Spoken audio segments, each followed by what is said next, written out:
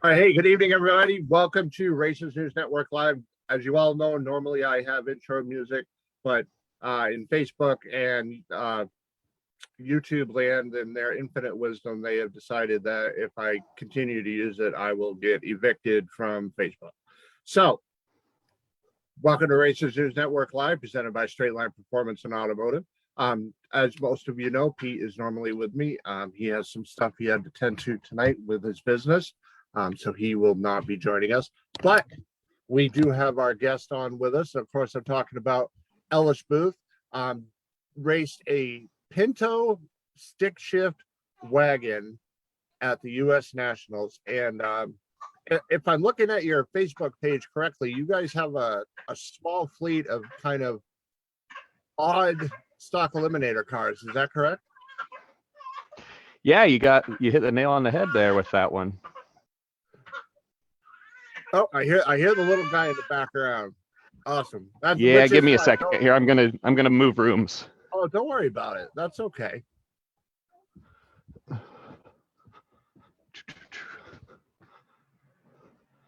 All right, here we go. All right. Yeah, so you have what I saw, you have the Pinto wagon, you have the Ford Ranger. Yep.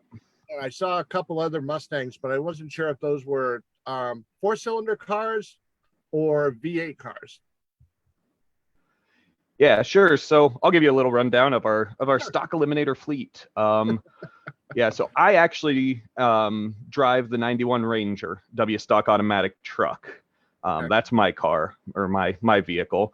My dad has been running the W stick Pinto wagon since 2001, and I've raced that car quite a few times myself. So I'm pretty well versed in that car as well. My brother, we just got this car built last year, kind of as an index runner initially, and when he became the Jegs All-Stars representative for Division 3, we decided we probably needed to get it going a little quicker. So his is an 89 Mustang GT O stock automatic. It is a 5-liter V8 car. Our first foray into a V8 stock Eliminator car. That's been quite a immersion into, twice the cylinder heads and twice the cylinders and everything else. And then my uncle Marty, he's been racing stock Eliminator the longest. He's the one that currently has the 4-banger turbocharged 4-cylinder O stock automatic Mustang, 83 Mustang.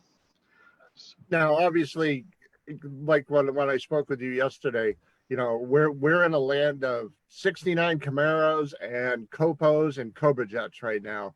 I've always been drawn to the cars that are kind of oddballs, and not in a bad way. But what is it like running kind of some odd combinations? It's different. It's not necessarily the ideal way that most people would go about the stock Eliminator side of things. My uncle got started in a W stock automatic wagon in 1994, I think, down in Division 4 land. And that's actually the car that now resides out west that still runs in W automatic with Derek Elam driving. So that's where we got our start, in a slow stalker. And then he kind of upgraded to a 4-cylinder turbo Thunderbird. And that car now lives in Kentucky. And then he got that Mustang that he drives now. But whenever he still had the Pinto, he kind of built our Pinto out of some spare parts. There was a Pinto for sale in his hometown up there, and he bought the car and started putting it together with some spare parts he had just from the automatic car, and we decided to go stick shift with it. And at the time so that was 2001 when we got that going. So I was 13 years old, right in the middle of my junior drag racing league career. My sister was just about to graduate from junior dragsters, and my brother was just getting started in junior dragsters. So we had 3 junior dragsters going. My dad was working 2 jobs, or 2.5 jobs really, just to kind of allow us to junior drag race. And so W stick Pinto was about as much as we could afford with mom and dad raising a family and trying to make sure that we got to do all the stuff we wanted to do. So that's kind of how we got our start, and we got to where we were pretty decent at making it go quick and got kind of used to running the slow stuff, and we've just kind of stuck with it to this point. Very cool. Now, I remember a few years ago, I can't give you the exact date, there was somebody who was running a Ford Escort at the U.S. Nationals, and he actually went quite deep into the rounds. Steve Polehill. Yes, that's yep. it. Steve Polehill and it's a 4 or 5 speed Escort. That was actually a pair of slicks we had sitting in the back of our shop that was on that car when he went so many rounds there at Indy. They were a spare set of slicks from that Pinot wagon, and he couldn't find this tire size anymore, and we had a pair that we weren't going to use. So I guess all of us slow stalker guys kind of stick together. The one big question I came up with was, being the slower car, going 70, 80 miles an hour, what is it like when you match up against one of the factory cars, knowing that at some point in time, you're going to hear the thunder coming about 170 miles an hour? It's hard to describe. It really is. I've been racing slow stuff ever since I got out of junior dragsters. I bracket race my inline 6-cylinder street pickup truck that runs 1850s to 19 flat on the quarter mile in sportsman class. So I've kind of been training to do this my whole life. So I've gotten a little bit used to it, but even that 12 flat to 1850 spot, that 6.5 second spot, it's still hard to compare to when one of those Cobra Jets or Copos lines up in the other lane. All you have to do is look at my first round matchup at the U.S. Nationals. I took on the Corn Dog King himself, Marion Stevenson, and we've raced a handful of times over the years, but I think I ended up taking 096 stripe after he dropped me off a little bit for sure, but 096 stripe is not anything to brag about as far as top end driving ability. So it's definitely difficult to judge that and tighten it up consistently every pass.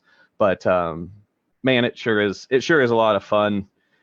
Just being out there and competing on the same field as those guys, as the guys that the Candies and the Stevensons and the Emmons and everybody that does have that really nice equipment and fast cars and these factory built, just awesome race cars. And I love those cars. I mean, I would love to be able to get behind the wheel of one of those one day.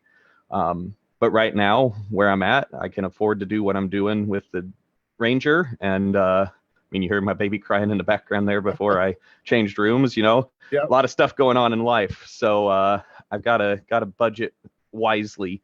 But yeah, whenever I let go of the brake pedal and shift into second gear, I usually start looking in my mirror to see their tree come down and see if I can't catch their wheelie in my rear view mirror before I shift into high gear, and then start watching them catch me at a high rate of velocity. Very cool. Now, do you guys do any regular weekend bracket racing too, or do you just strictly run, Lucas Oil races and national events? Yeah, so my dad and my uncle are both pretty much strictly on the national and divisional stuff at this point. Dad'll come down with the Pinto to our local track every once in a while just to test some things out or to get some seat time, get some laps behind the wheel. But my brother and I actually just got home, each of us yesterday, from Division III bracket finals, where the NHRA Division III bracket finals in Indianapolis. We have a dedicated bracket car, 86 Mustang GT. We call it the Crusher because it looks like we probably should have taken it to the Crusher instead of turning it into a race car.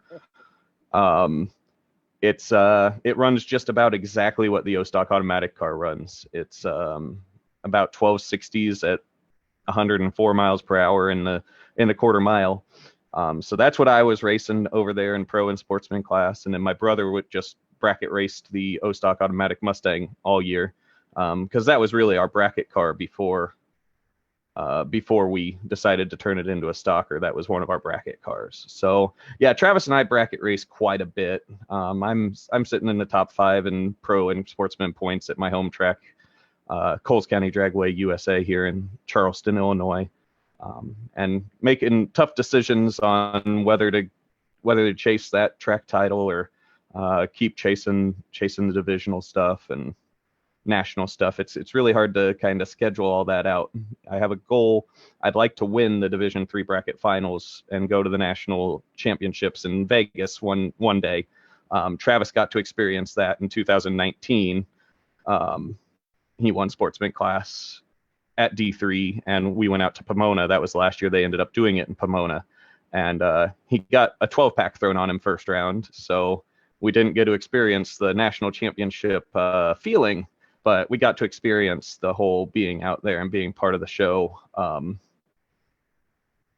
And that's kind of a goal. So I've got to kind of measure my weekends appropriately and be able to still make a team for bracket finals to achieve that goal while still chasing my dreams and my goals in the stock eliminator side of things.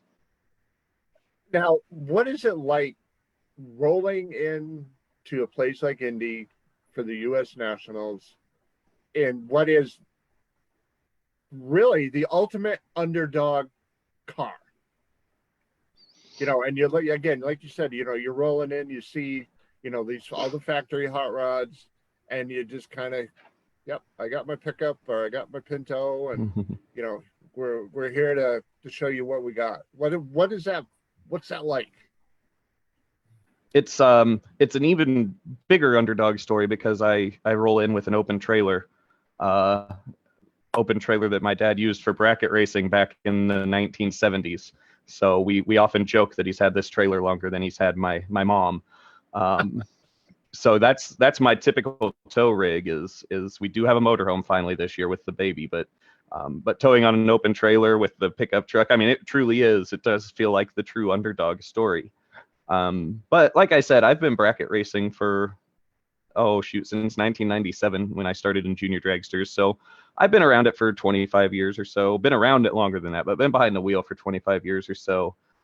So, I mean, yeah, I do feel like an underdog, but in the same light, I go in there with the mindset that I can compete and I can win, you know, if I can qualify. Now, there's the flip side. When I bought this Ranger in 2019, it was 7/10 under at best in Bellarose air. You know, it was an older combination that needed refreshened, and we did a lot of R&D those first couple of years, getting it to where it was good enough to go to Indy. And when I bought the truck, I really never imagined I would be running Indy with it. And we got some stuff figured out and got it to where it can run 87 under, I think is what I qualified at over there. And so, yeah, it's pretty exciting for me. You know, growing up, my dad had a rule when we started racing juniors, we could start going to the U.S. Nationals with him and watch Uncle Marty race. So in 97, I got to go to my first U.S. Nationals and got to watch Marty run W stock automatic. At the time, Greg Philly from Division 1 was coming out with his Mustang, and we always had a W stock automatic runoff. And just trying to win class. And back then, the class winners got thrown into the Eliminator no matter what. And neither of the W automatics was quick enough to make the show naturally. So we were relying on winning that class runoff. And it was always if he was running 1640s, we were running 1635s. And then the morning of class runoffs, it was, okay, who did what to their car? Who was going to show up? What gremlin was going to bite us in the butt this year? Or it was always a lot of fun. And I just kind of grew up idolizing, just in awe of the stock eliminator, of the Indy experience, of the getting every little ounce of everything you could out of your car trying to make the show. So it's really a surreal experience for me to be able to live out what was effectively my childhood dream. Now, again, kind of going back to what I just asked you about the underdog part of it. Excuse me. You're rolling down the highway headed to wherever to go race. Do you get the thumbs up and people asking you questions when you pull over for food or fuel or whatever? Yeah, I absolutely do. I think the thumbs up per mile ratio on the open trailer is the Pinto gets significantly more than either other vehicle. The Ranger is a close second. And then it's a pretty far cry down to the Fox bodies before we start getting, we get thumbs ups on all of them, don't get me wrong, but people definitely enjoy seeing the Pinto, seeing the Ranger, seeing something different on the trailer. Definitely get asked a lot of questions at gas stations and various other stops along the way. And yeah, it's definitely neat. That's one of those experiences you don't get with the enclosed trailers of today. You don't really get a lot of people asking you about your equipment, and there's a certain security factor there for sure. But it is neat to be able to talk about your stuff or hear different people's stories along the way when you're towing like that. There's a gentleman out my way. I'm in New Hampshire. You may have heard of him, Dr. Dick Bergeron. He does. Oh yeah. He does. Yep, NASCAR. He Circle was track guy. quoted Yep. a number of years ago saying that for popularity reasons, the enclosed trailer is one of the worst things to ever happen to racing, and you just explained why in a way. I mean, yes, like you also said, there's a security factor in it, knowing that, yeah, okay, we can padlock it up, we can alarm it, whatever. But for the smiles per miles, I guess is a way to put it, rolling down the road, people actually get to see your race cars, and that's really cool. Yeah, it really is. It's a neat experience, and I'm sure at some point I'll upgrade to an enclosed trailer as my racing develops along the way. But it's been a lot of fun with the open trailer, and I don't have any immediate plans to change that. So in your racing career, we'll stick with the door cars. What race stands out in your mind that you were just like, oh, okay, this is it, I'm a happy person? Oh, there's been quite a few. Let me think back. My first real successful race in a door car, in a big car, I guess, on any level. I mean, I won bracket races in the mid 2000s with my pickup truck at the local track, and at that time, being in college or high school even, I was like, yeah, man, this is awesome.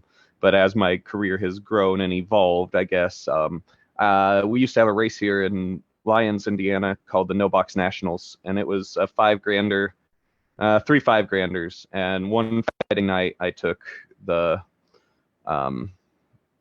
Fox Body Mustang out there to a $5,000, running 870s on the 8th mile up against all these guys with the Lucas Walkers and big name bracket racers, Jared Pennington. I think Adam Davis was there a few years. So I mean, guys that most people have heard of on the bracket racing side of things, and to be able to go out there, and I made it down to 6 cars, foot braking this, like I said, 8-second fuel injected Mustang that really had no business being there against those guys. And that was the day I was like, man, I've kind of started to figure this stuff out. And then I had a lot more success. That was 2014. I had a lot more success that year. I think I made it down to 5 at the bracket finals with that car that year.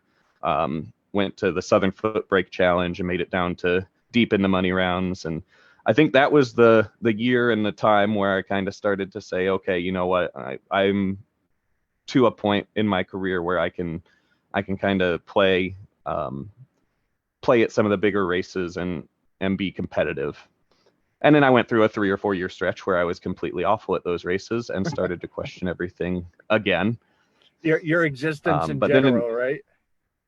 Yeah, for sure. But then in 2017, I just dedicated myself to a season at my home track, not traveling, and I actually pretty much ran away with the Race of Champions bid in the sportsman class right up until the last weekend, and a guy did contest me pretty heavily that last weekend, but I ended up qualifying for bracket finals as the Race of Champions representative in effectively my 1989 Sable and my 1996 F-150 for my primary vehicles through the year.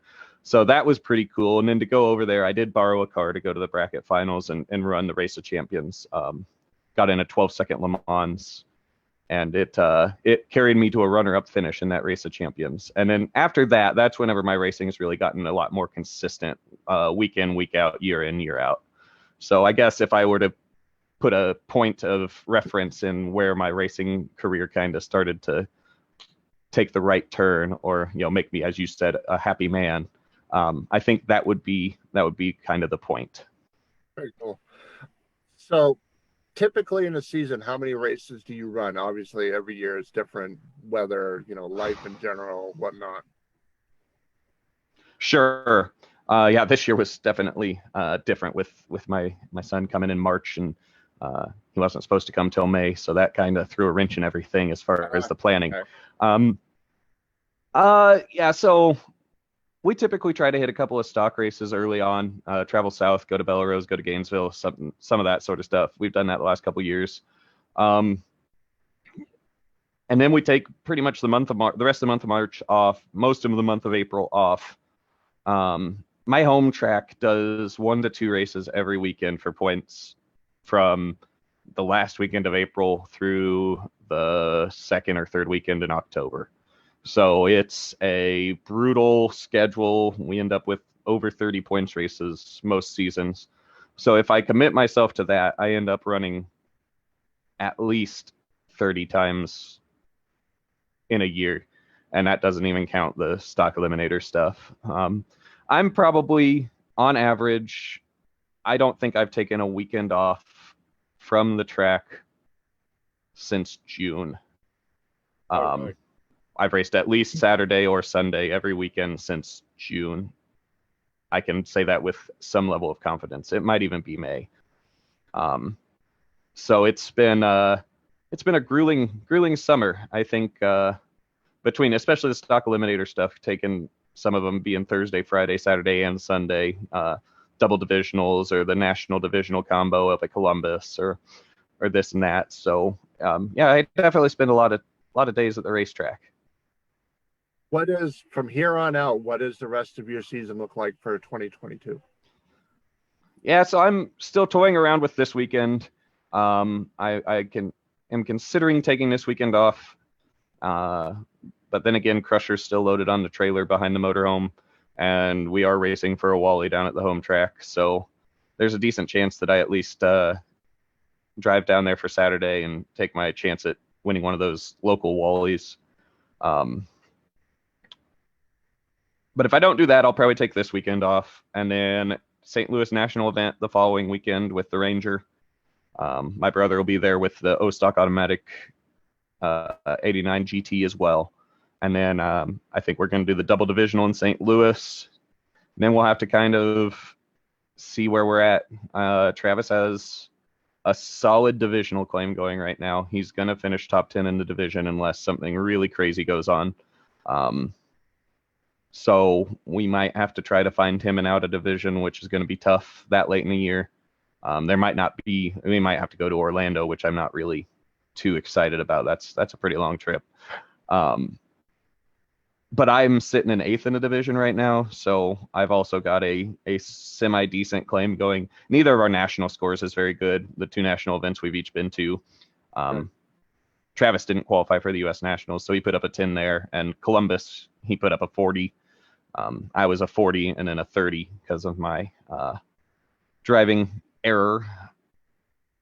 But I think after St. Louis, we'll really take a step back and see if there's a reason to continue the season, or we might just hit a couple races here and there, try to hit the Fall Classic in Indy. That's usually a fun race. It's a national open. We can kind of let the cars loose. It's usually really good air. As long as we can get a tailwind, we can really see what the cars are capable of without having to travel super far. So that's one that we usually pencil on the schedule, as long as my family farms. So if we're not in the field, if we're not dealing with hot and heavy with harvest, then we'll probably hit that one up. So 3 more weekends, pretty sure, and then we'll see from there. All right, 2 more questions. I know you got a little one in the background there, but if somebody waved the keys to you in front of you and said, "You're right, you can drive this car this weekend at the racetrack," what would it be? What would you choose?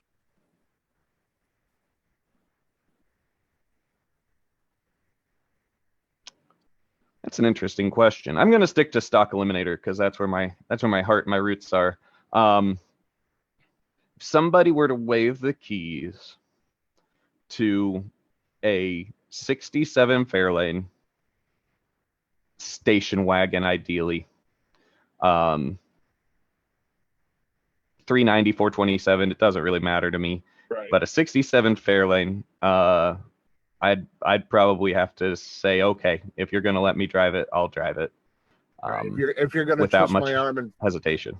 if you're going to twist my arm and force me to do it, right? Yep, yeah, because a 67 Fairlane, that's what my dad started racing in the 70s as a bracket car, kind of built it from a street car into a bracket car, and we still have it sitting in our shed. Hasn't run since the 90s, hasn't been down a track since the 80s. So that's kind of a lifelong goal or dream of mine as well, is to get that car back on the track. But if I got a chance to drive, one of those real cool wagons out west, or any 67 Fairlane in stock Eliminator trim, that would pretty much be the icing on the cake for me. Very cool. All right, last question. Who helps your program? Who helps make your season a little bit easier, sponsor wise? All right. Well, I couldn't do any of this without my mom and dad. We in the winter, that's where we go work on stuff.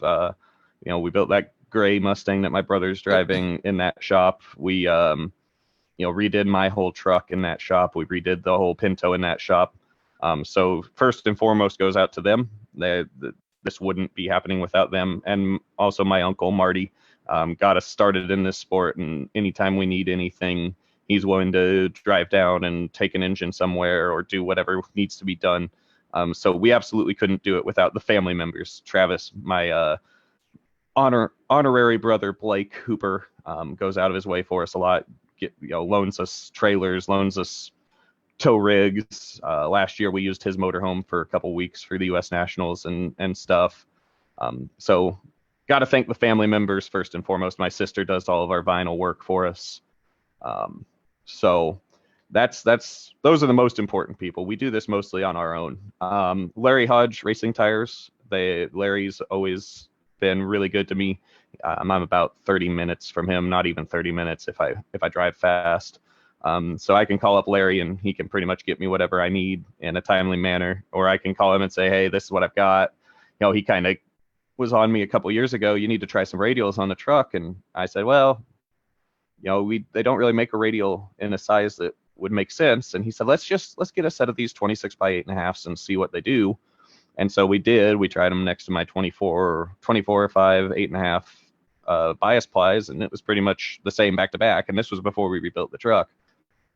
So once we started making more power with the truck, Larry was absolutely right. The radial, even though it was taller and made the gear ratio a little less desirable, it actually was quicker, and that has helped me tremendously. And he's been able to look up other tire sizes and find me some weird stuff for our weird combinations as far as what we need to make it go quick. So it's nice to have a tire guy that you can kind of rely on to guide you through that stuff. And I know Larry helps out a lot of stock, super stock, comp eliminator, just about bracket guys. It doesn't matter. I think he's a pretty well-known name in the industry, and I think he's leading Division 3 in super stock right now, so having a pretty good season himself. They don't have a shop here in town anymore, but when I was first getting started, I could take just about anything to the Billingsleys. Jay Billingsley and his dad Dave, which Dave drives comp eliminator, as I'm sure you know. I could take my tires there and get them balanced for just about nothing. They would help a young kid out, or at the time a young kid, and I really always appreciated that as well. So got to give them a shout out, even though they're just in the gas station business now. But that's still where I go to get my gas for the weekend, for my generators and stuff. So let's see who else helps us out.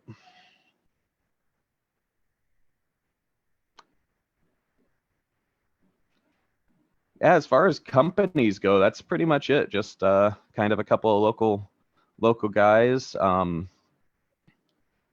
track down at Coles County Dragway, they've helped me out a lot over the course of the year with my program, and let me park my stuff there over weeks at a time, so that I'm able to kind of do this thing that I do, going back and forth. And so I've got to give a shout out to Rod and Donna down there as well for kind of letting me use their area and not worry about my stuff. Know it's safe. Right. And yeah, just that's pretty much what it is. Just the racing family, the racing community, a bunch of friends, bunch of family, bunch of racers. Just reaching out and together helping out. Very cool. That's awesome. Well, like I said, it's always cool to talk to somebody that runs something out of the ordinary, because it just, again, like I said, we're in the world of 69 Camaros and Cobra Jets and Copos. Not that there's anything wrong with that, but it's just nice to see Nothing at all. something. It's nice to see something different. So, but For sure. congratulations on your success so far. Best of luck for the rest of the season. Hopefully everything goes to plan for you, and obviously we'll be following you. Well, I appreciate it. Thank you for reaching out. This was a lot of fun. So You're very good welcome. luck the rest of the way. All right, thank you, sir. We'll talk to you soon. Ellis Buth, our guest tonight on Racers News Network Live. Thank you, buddy. Have a great night. Thank you. All right, you're welcome. All right, as everybody knows, this past weekend at Maple Grove, always going to be the Keystone Nationals. That's what everybody says. It's always the Keystones. We're gonna wait a couple minutes to kind of talk results, but something really cool happened. DJ Cox not only won the event in Top Alcohol Funny Car, but ran 3 back-to-back 5.442 second ETs. 3 in a row. So congratulations to DJ and the whole team, not only on that, but on obviously winning the entire event. Let me just hop over to results right here.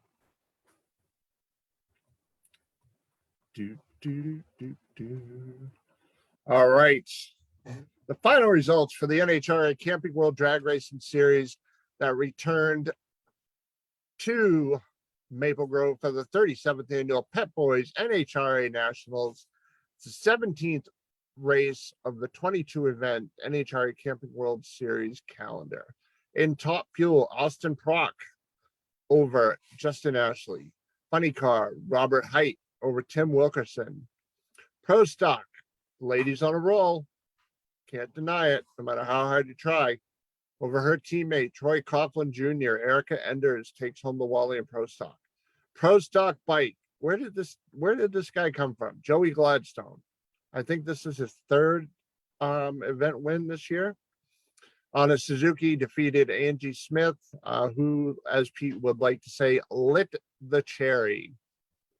Top Alcohol Dragster, Jeff Beal over Sean Cowie. Top Alcohol Funny Car, like we just mentioned. DJ Cox Jr. in his Camaro. This time in the final round, he ran a 5:47 with a 7 to defeat Sean Bellemure, who defeated DJ at Indy for the U.S. Nationals. So a little redemption for DJ Cox and the team, but congratulations on a great weekend. Like I said, 3 in a row, 5:44 with a 2. Can't ask for anything more than that. That is very, very cool. Comp Eliminator, Ken Voigt and over Jay Schonenberger. Super Stock, Roger Reese over Brian Warner. Stock Eliminator, Katie Stepanek took out Joe Santangelo. Now in Stock Eliminator, the final round, Katie 003 on the tree defeated Joe's 031 on the tree. Awesome race. If you can tree somebody like Joe Santangelo, you're doing a good job. And Katie's an awesome competitor, and that car is so well sorted. So congratulations to Katie Stepanek. Super Cop, Don Bangs. And actually, I have a little bit of information regarding Don Bangs for some stats for this year from the Mid-Atlantic Dot 90 Association. Bear with me for one moment.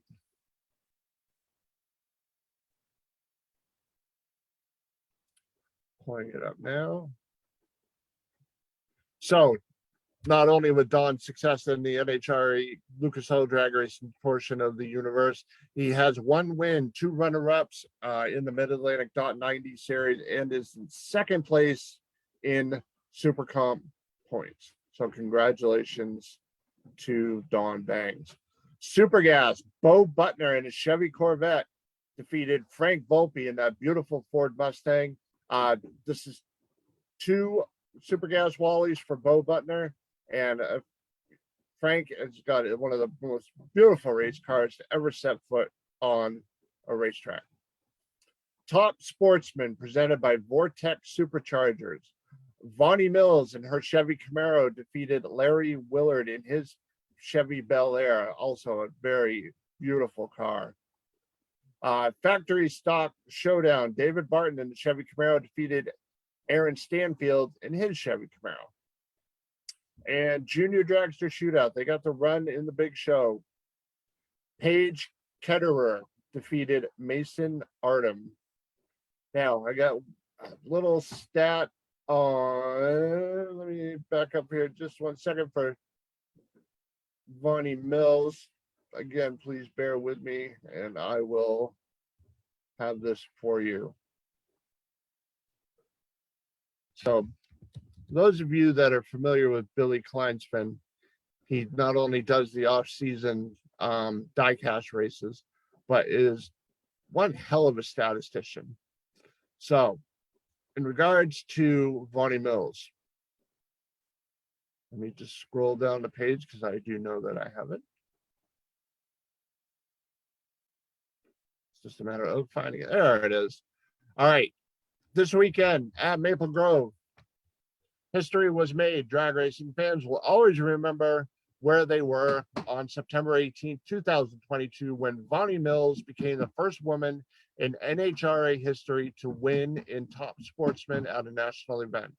With the historic feat, Maple Grove Raceway becomes the first track in the country to have a woman win in a class for the first time at a national event 3 times.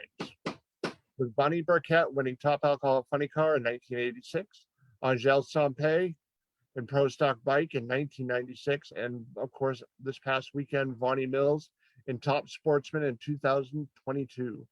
With her win, Vonnie Mills also joins Amy Falk to be the only 2 women in NHRA national event history to be the first female to win in 2 different classes. So congratulations to Vonnie. Hopefully fairly soon we will actually be having Vonnie as a guest on Racing News Network Live. So, as you can hear, there's construction going on in the background. I was hoping it would wait till I was done. But I want to thank our guest tonight. Let me just go back here. Ellis Buth for joining us. Congratulations to everybody who took home the Wally this past weekend at Maple Grove. And ZMAX is coming up. Next Monday night, we have a very special guest joining us. Some of you may have seen the picture of him and Joe Santangelo at Indy. Joe gave him his Jegs All-Stars, one of his Jegs All-Star trophies. Because I'm talking about Jeggy Wheats. He's going to be joining us next Monday night, battling some health issues, and we wanted to talk to him. And he also races motorcycles. He races Junior Dragster when he can. And we're going to have him and Mom and probably Dad and whoever else in his family decides to come on and join us. With a little luck, we're going to have a special co-host joining us Monday night to talk to Jeg. But really looking forward to speaking with this young man. So everybody, I want to thank you for coming on and hanging out with us. We will be back next Monday night at 7 o'clock Eastern time. With that being said, if you're heading to ZMAX, good luck, drive safe, and we'll talk to you all soon.